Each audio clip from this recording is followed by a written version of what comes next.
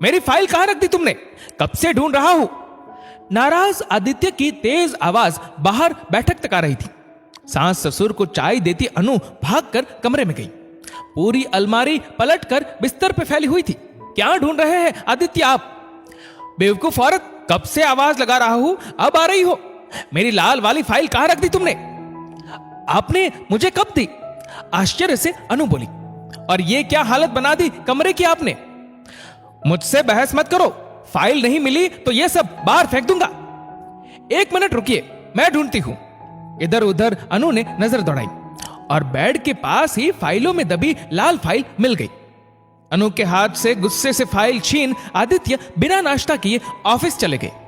दुखी अनु ने भी सास ससुर को नाश्ता खिला रसोई समेट दी। अनु और आदित्य की शादी को कुछ समय ही हुआ था। हर तरह से संपन्न ससुराल देख अनु के पापा ने अपनी लाडली की शादी की थी। आदित्य इकलौता बेटा था घर का। एक बड़ी ननंद थी जिनकी शादी हो चुकी थी। ससुर जी भी नौकरी से रिटायर हो चुके थे। किसी बात की कोई कमी ना थी, लेकिन फिर भी अनु खुश नहीं थी। कारण आदित्य का व्यवहार था। जब मूड ठीक होता तो बहुत प्यार से पेश आता, और जब मन मुताबिक कुछ ना हो तो गुस्सा 7वें आसमान पे होता और जो जी में आता बोल देता अनु को। सास ससुर कान में रुई डाल बैठे रहते। 1-2 बार अनु ने अपनी सास से कहा भी तो उल्टा अनु को ही सुनना पड़ा। मर्द तो ऐसे ही होते हैं, तुम मौका ही क्यों देती हो? शांत स्वभाव अनु घर में क्लेश ना हो यह सोच चुप रह जाती। अनु बिस्तर पे लेटी सुबह की घटना के बारे में सोच ही रही थी कि फोन की घंटी बजी। बेमन से देखा तो सीमा का नंबर फ्लैश हो रहा था। आज अपनी प्यारी सहेली का नंबर देखकर भी अनु के चेहरे पे कोई खुशी नहीं आई, ना ही फोन उठाने की इच्छा हुई। थोड़ी देर बाद वापस सीमा का कॉल आया तो अनु ने यह सोचकर कि कोई जरूरी काम तो नहीं, फोन उठा लिया। दूसरी तरफ हमेशा की तरह चहकती सीमा थी। कैसी है अनु? ठीक हूं सीमा, तू बता कैसी है? चल तैयार हो जा, कल आ रही हूं तेरे घर। 1 रात रुकूंगी, कुछ ऑफिस का काम तेरे ही शहर में निकल गया है। चल कल मिलती हूं। और सीमा ने फोन रख दिया। अनु को कुछ कहने या मना करने का मौका ही नहीं मिला। शाम को आदित्य घर आए तो गरम गरम समोसे और जलेबी लेकर आए। हाथों में समोसे जलेबी का पैकेट देख अनु समझ गई अभी मूड ठीक है आदित्य का। चाय नाश्ते के बाद अनु ने सीमा के आने की बात घर में सबको बताई। मूड अच्छा था तो आदित्य भी अनु की सहेली के आने की खबर सुन खुश हो गए। अरे ये तो अच्छी बात है, आने दो और तुम भी तैयारी कर लो, आखिर पहली बार कोई आ रहा है तुम्हारे मायके से। आदित्य की बात सुन अनु को थोड़ी तसल्ली हुई और खुशी खुशी अपनी सहेली के आने का इंतजार करने लगी। अगले दिन सीमा आ गई। चुलबुली और बातूनी सीमा पल भर में ही अनु के सास ससुर से घुल मिल गई। जब आदित्य आए तो वो भी बहुत सलीके से मिले सीमा से। अनु भी खुश थी। रात को खाने की सारी तैयारी अनु ने कर ली। टेबल पे खाना लगा दिया और सबको सर्व करने लगी। इतने में सब्जी के डोंगे से थोड़ी सब्जी आदित्य के हाथों पे गिर गई। तमीज नहीं है खाना सर्व करने की भी, हाथ जला दिया मेरा। आदित्य ने अनु को घुरते हुए तेज आवाज में कहा तो अनु बहुत शर्मिंदा हो गई। अनु तो आपकी सहेली कहीं से लगती ही नहीं सीमा जी। आप इतनी स्मार्ट और आधुनिक, और अनु को देखिए खाना तक ढंग से सर्व करना नहीं आता। जहां सीमा दंग रह गई आदित्य का व्यवहार देख, वहीं सहेली के आगे अपमानित हो अनु की आंखें झलक उठी। आदित्य को कुछ जवाब दिए बिना सीमा ने बेमन से चुपचाप अपना खाना खत्म किया और थकान का बहाना कर कमरे में चली गई। रात को सोते समय अनु कमरे में पानी रखने आई तो सीमा ने उसे गले लगा लिया। सहेली के गले लग अनु टूट गई और बिलख बिलख कर रो पड़ी। तो क्यों इतना बर्दाश्त कर रही है अनु? पढ़ी लिखी हो, गलत का जवाब दो और अपने हक व आत्मसम्मान के लिए खुद लड़ना सीखो अनु।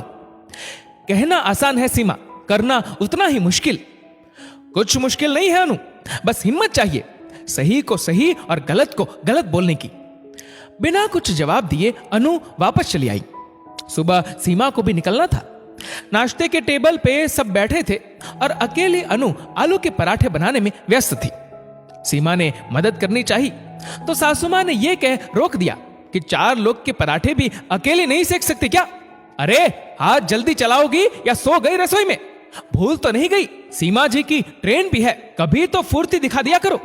आदित्य ने खिन से निपोरते हुए कहा।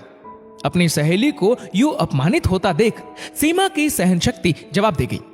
वो भूल गई कि वो इस वक्त अपनी सहेली के ससुराल में थी। ये कैसे बात कर रहे हैं आप सब अनु से?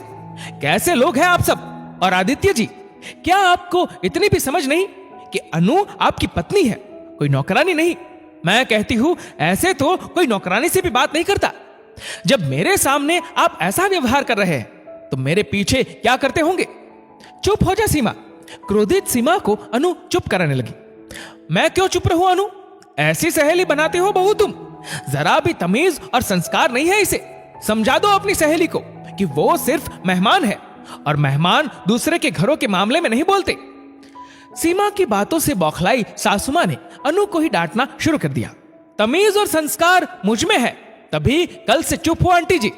अगर तमीज ही सिखानी है तो अपने बेटे को सिखाइए आप, मुझे नहीं, जिसे इतनी भी समझ नहीं कि अपनी पत्नी से कैसे व्यवहार किया जाता है। और आप सब सुन ले, खासकर आदित्य जी, आप, अनु आपकी पत्नी है, उसे उसके हिस्से का मान सम्मान तो आपको देना ही होगा, वरना मैं एक समाज सेविका हूं और घरेलू हिंसा से पीड़ित महिलाओं के लिए ही काम करती हूं। आगे आप खुद समझदार है कि मैं क्या कर सकती हूं और क्या नहीं। और अनु, तुम पढ़ी लिखी आधुनिक लड़की हो, इस तरह हर वक्त ससुराल वालों और पति के तानों को सुनकर कब तक रहोगी?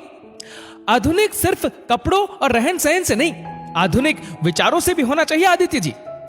अनु आपकी पत्नी है और एक पत्नी का हक होता है मान सम्मान पाना। पत्नी कोई पंचिंग बैग नहीं कि जब चाहा अपना गुस्सा और तनाव उस पर निकाल दिया जाए। सीमा की बात सुन आदित्य बेहद शर्मिंदा हो उठा। अपनी गलती उसे साफ साफ दिख रही थी।